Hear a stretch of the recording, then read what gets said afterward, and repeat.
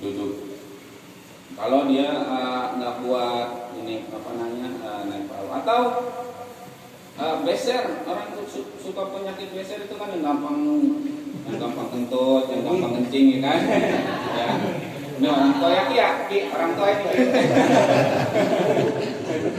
Kalau kata dokter kalau jangan berdiri ntar beser mulu, duduk ya udah duduk gitu kan biasanya. Beser cuman besernya yang nggak bisa ketahan, maksudnya bukan nggak bisa ketahan. Kalau yang namanya salisin itu penyakit beser itu dia nggak berasa keluarnya.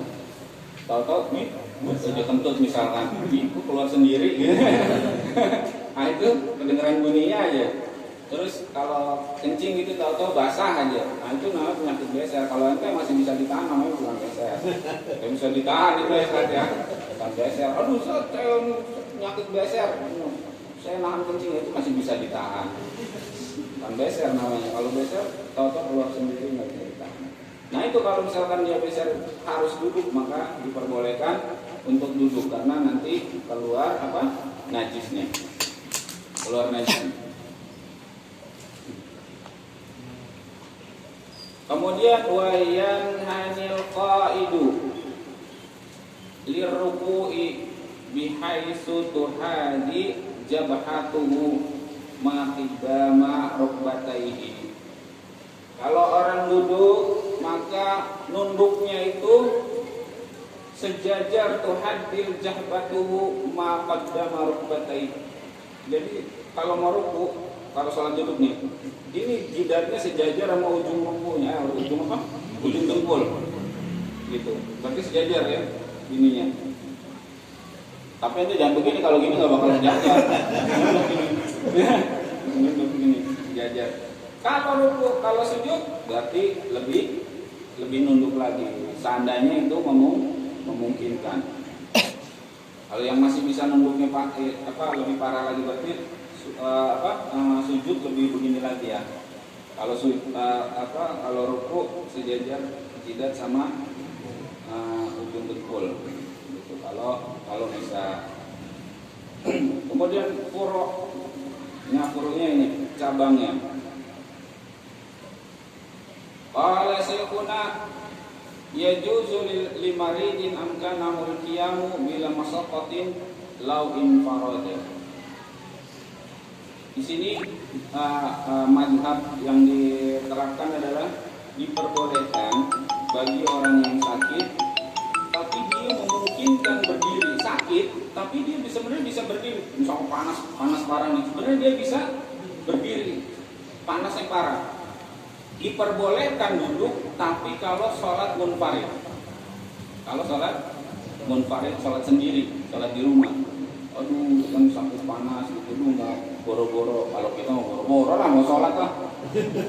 Allahu Akbar, sakit. Allahu Akbar, bodo amat kan, lagi sakit. Nah itulah bedanya orang yang perhatian sama sholat, bedanya. Guru saya dulu bapaknya sakit karena dia jaga terus sholatnya waktu masih sehatnya sampai sakit nggak bisa bangun aja dia masih sholat, nggak bisa wudhu. Akhirnya anak-anaknya yang wudhu jagain ganti-gantian wudhuin. Enak banget, indah ya. Nggak mungkin begini nih tiba-tiba begini, nggak mungkin. Ini orang baru tobat sekarang, nggak mungkin. Berarti dia emang menjaga sholatnya ketika dia waktu masih sehat. Ketika sakit, maka tinggal ininya berjalan begitu aja. Coba kalau ente, waduh ya Allah sakit misalkan gitu ya. Ya Allah saya mau tobat ya Allah gitu. Saya mau sholat ya Allah. Panggilin anak-anak. Nah ini mau sholat bapak. Wah biasa nggak sholat aja. Repotin anaknya. Udah mau saya sholat pak lagi sakit. Orang lagi sehat aja nggak sholat.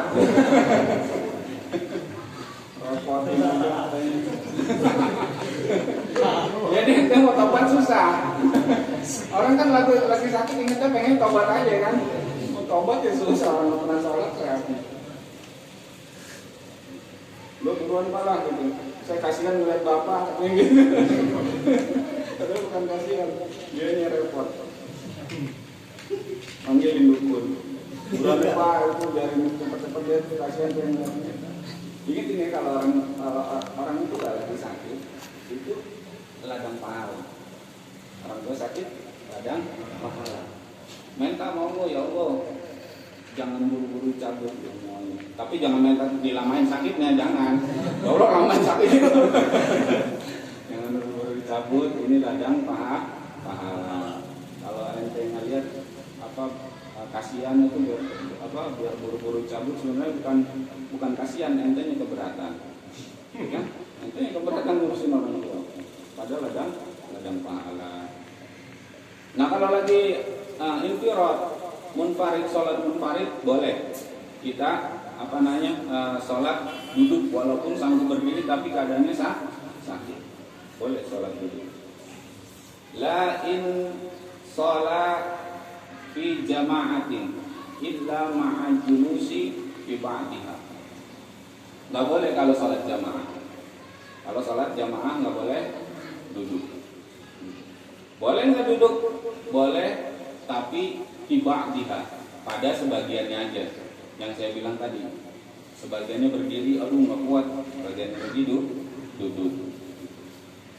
Kalau jadi ini posisinya dia dalam keadaan sakit gitu, aduh sakit, tapi dulu nggak pernah ninggalin sholat jamaah, ya kan, dari rumah juga aduh pengen sholat jamaah. Sholat jamaah datang ke masjid, baca al-fatihahnya, berdiri, kemudian suratnya mungkin terlalu panjang, dia boleh duduk. Sholatnya dalam keadaan sakit, boleh seperti itu. Ini furu, tapi furu ini cabang daripada usul, daripada usul furunya. Maka kalau furu itu tempatnya khilafiyah, tempatnya perbedaan. Furu mungkin ada lagi perbedaan di kitab-kitab yang lain selain pembahasan ini. Cuman kaidahnya ad-daruratu tuqdaru bi takdiri. Darurat itu ditakdirkan sesuai dengan takdirnya. Kalau dia masih dalam keadaan darurat, maka rukhsahnya keringanannya itu masih ada. Kalau daruratnya pergi, rukhsahnya jadi hilang. Paham nggak? Misalkan ente boleh nggak sholat duduk? Boleh. Kenapa? Darurat lagi sakit, nggak bisa berdiri terlalu lama, karena nanti khususnya hilang. Akhirnya duduk. Itu nggak bisa berlangsung lama, nggak bisa selama-lamanya. Kapan waktunya dia hilang? Ketika daruratnya pergi, ketika sakitnya udah hilang, maka kembali lagi ke hukum asal, Jadi nggak selamanya itu sholat duduk aja, masih sakit nih gitu, masih surat dokter 3 hari ya, sehari sembuh ya kan, sehari udah sembuh, masih ada 3 hari lagi nih surat dokternya. Nanti sama Allah udah kayak mampus. Si ada di surat dokter 3 hari lagi, padahal udah sembuh. Jadi nggak ngeliat surat dokternya.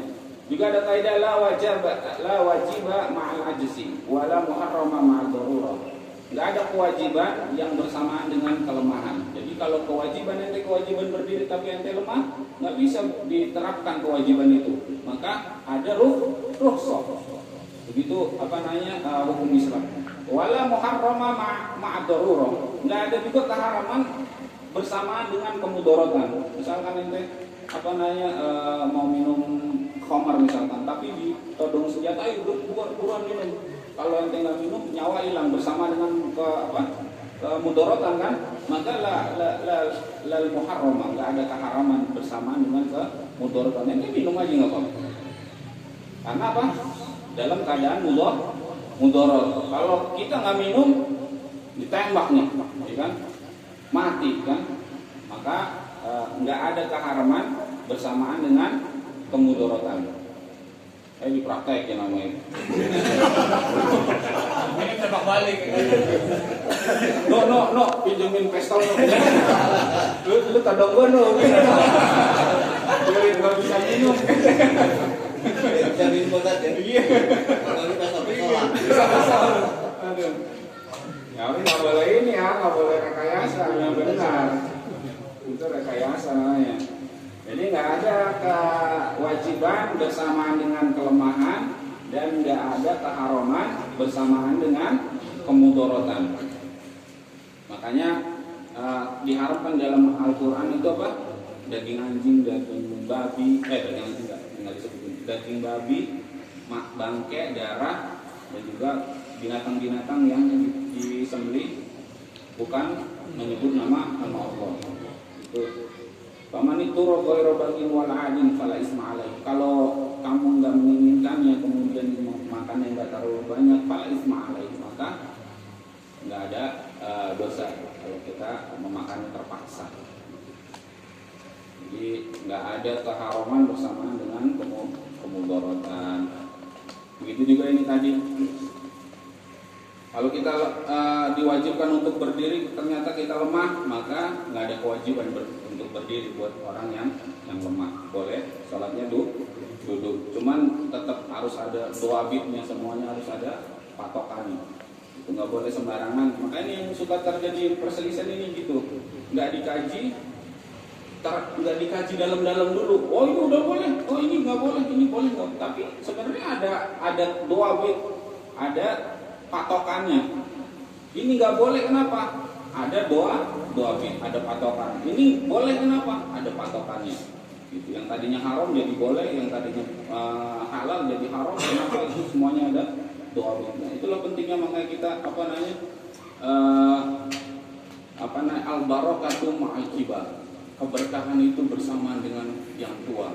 Yang tua dalam hal ini keilmuannya. Saya juga nggak sendiri. Saya juga bersama dengan kibar, bersama dengan orang-orang tua dalam sisi keilmuan. Kalau saya nggak punya masalah, saya tanya. Karena nggak canggih, buat apa sih kan? Nggak perlu datang gitu. Jadi nggak bisa sendiri kita beragam. Harus bersama terus ma'al kibar, bersamaan dengan yang lebih tua dari sisi keilmuan. Kita ada masalah, orang ilmunya terbatas, otaknya terbatas. Kadang-kadang lagi ada masalah, banyak utang, banyak hal. Sama. Ini udah repot juga, mikirin utang, mikirin ini, mikirin kuaid, mikirin doabit. Aduh. Maka kita perlu al-kibar, orang yang lebih tua dari sisi keilmuan bersama dengan kita. Itu berkah kata salafun shalih. Al-barakatu ma'al kibar. Keberkahan itu bersama dengan al-kibar. Kemudian dijelasin lagi. As-shalatu ma'ahum. Ya benar.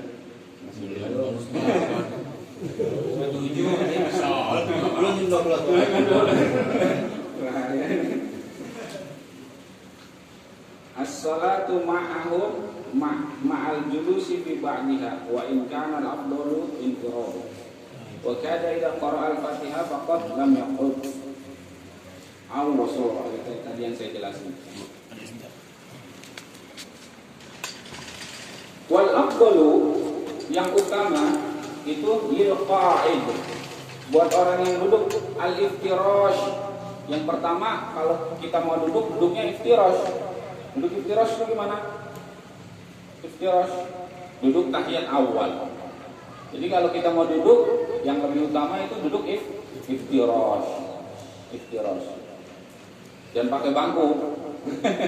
Dan pakai bangku. Kalau kita mau lihat keutamaannya. Yang pertama duduknya iftirash. Iftirash itu tahiyat awal. Tahiyat awal. Kalau pakai bangku mendingan pakai ini aja, pakai tongkat. Kita bisa berdiri pegangan tongkat.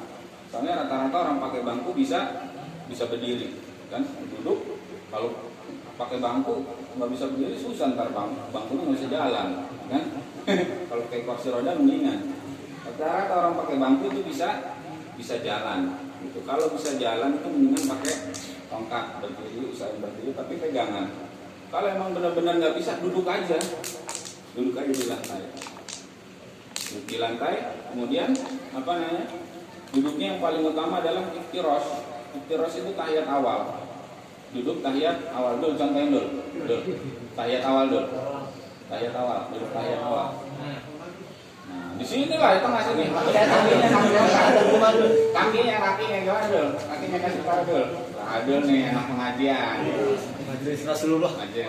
Oh gitu. Belakang. Hah? Di belakangnya. Benar nggak? Kurang sempurna. Kurang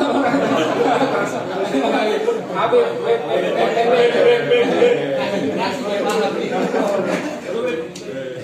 Ente muter bit dari sana biar pakai kelihatan.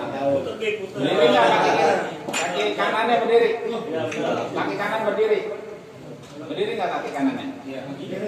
Nah, Ya, kaki kanannya berdiri. Terus jempolnya sama jari-jarinya ngadepin ke kiblat, ngadepin ke kiblat. Nah, kaki kirinya didudukin pantat. Itu duduk iftirosh.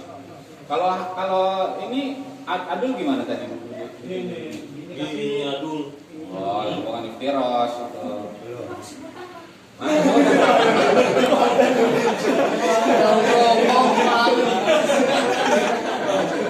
Sekalinya ngomong ngeselin dulu. Ngomong ngeselin. Aduh. Hati pulangnya kembali. Hidup iftirosh, summa tarabu. Kemudian tarabu itu sila. Kalau nggak bisa iftirosh, sila. Tarabu sila. Kalau nggak bisa sila, yang terakhir itu tawarruk. Tawarruk itu tahiyat akhir. Jadi urutannya iftirosh, terus tarabu, kemudian tahiyat akhir. Ini kalau yang sekali lagi kan kita lihat pakai bangku ya. Itu sebenarnya dia bangkunya itu alat untuk berdiri, alat untuk berdiri. Tapi karena memang posisinya kurang sempurna berdirinya ya, jadi kurang bagus. Lebih bagus tongkat. Bangku itu alat untuk berdiri. Kalau mau duduk berarti duduknya di lantai. Kalau ngikutin kaidah ini zaman dulu nggak ada bangku lah. Kalau orang mau duduk pasti duduknya di lantai. Zaman Rasulullah ya duduk, kalau orang nggak sanggup duduknya di lantai. Ada nggak contohnya? Dasarnya mana no? Dasarnya. Jadi Rasulullah waktu terakhir beliau sakit mau meninggalnya itu melihat sahabat lagi pada sholat, terus disuruh ngimamin. Yang ngimamin siapa? Abu Bakar. Kemudian Rasulullah datang Abu Bakar sholat dalam keadaan duduknya iftirosh. Jadi Rasulullah benar-benar nggak bisa bangun. Itu aja dibopong 2 orang kanan kiri untuk mendekati Abu Bakar. Kemudian Abu Bakar sholat di belakang Rasulullah. Jadi orang-orang melihat Abu Bakar melihat Rasulullah yang dalam keadaan duduk. Nggak pakai bangku, tapi duduk. Nanti kita sampai di sejarah Sirah Nabawi, ntar akhirnya itu kisah wafatnya Nabi Sallallahu Alaihi Wasallam. Kemudian fa'in ajaza an sholati qa'idan shalla mutajji'an 'ala jambihi mustaqbilan lil qiblati biwajhihi. Kalau dia nggak bisa sholat berdiri, dia sholat duduk. Ya, kalau nggak bisa sholat duduk, sholat apa? Tidurannya gimana? Hah? Berbaring ini, celentang. Celentang nomor 3 sebelum celentang. Tengkurap.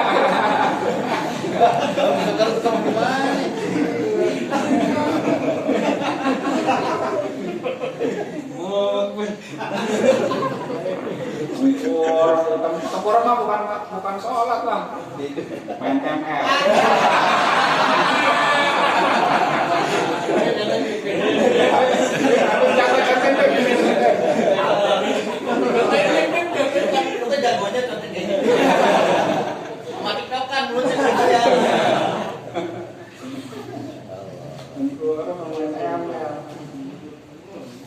Kalau nggak bisa duduk, mutwaji'an ala jambi, tiduran di atas miring begini, menghadap kiblat di wajhihi, wajahnya, tapi bukan dadanya. Kalau berdiri itu yang menghadap kiblat dadanya, yang menghadap kiblat dadanya. Jadi kalau ente ngadepin mukanya, misalkan kiblatnya ke sono, misalkan kiblat ke sono, dadanya ke sini nggak sah. Nah, gini. Nggak sah, dadanya ke sono. Mukanya ke sini. Sholat apa sih? Kalau gitu kakinya nangkring sebelah, tulak pinggang lagi. Sholat apa ngejeng? Muqaddami badanihi wa yukrahu alal jambil aisari. Makruh hukumnya kalau kita sholatnya di atas yang sebelah kiri. Kita miring, tapi miringnya di atas yang sebelah kiri, badan kita sebelah kiri. Jambil aisar. Ini makruh. Jadi kita sholatnya di atas perut sebelah kanan. Badannya wajahnya ngadep kiblat. Jadi bib contohin bib. Jadi sebelah kanan berarti palanya belah sana ya? Kayak orang meninggal ya. Kayak orang meninggal palanya belah sana. Terus ininya badannya ngadep sini, miring sebelum celentang. Jadi miring dulu. Kalau nggak bisa duduk, miring di sebelah kanan, palanya mukanya setruk ya, yang setruk itu begitu. Bila udrin, kalau nggak ada udur begitu. Tapi kalau ada udur sebelah kanan boleh nggak? Apa-apa, misalkan sebelah kiri boleh nggak? Sebelah kanannya lagi sakit misalkan pengen atau gimana, boleh sebelah kiri boleh karena ada udur. Jadi kayak tadi la wajiba ma'al ajzi, nggak ada kewajiban bersamaan dengan kelemahan. Dia nggak bisa lemah di sebelah kanan, bisanya sebelah kiri, berarti dalam keadaan lemah, nggak bisa dia sebelah kanan. Famustalqiyan ala dhahrihi wa masahu ilal qiblatin. Kemudian kalau nggak bisa miring sebelah kanan, maka baru celentang ala dhahrihi. Jadi celentang di atas punggungnya begini. Caranya telapak kakinya menghadap kiblat. Jadi bukan badan yang menghadap kiblat, tapi apa? Telapak kakinya. Wa yajibu an yadha'a tahta ra'sihi nahwa makhadati liyastaqbila biwajhihi al-qiblat. Ngadep kiblat telapak kakinya, berarti palanya belah sono, kakinya, telapak kakinya madep sini. Kemudian wajib hukumnya kepalanya dikasih semacam bantal, biarin wajahnya bisa menghadap kiblat. Jadi nggak cuma begini ente ngadepnya ke sono, enggak, mukanya ngadepin kiblat.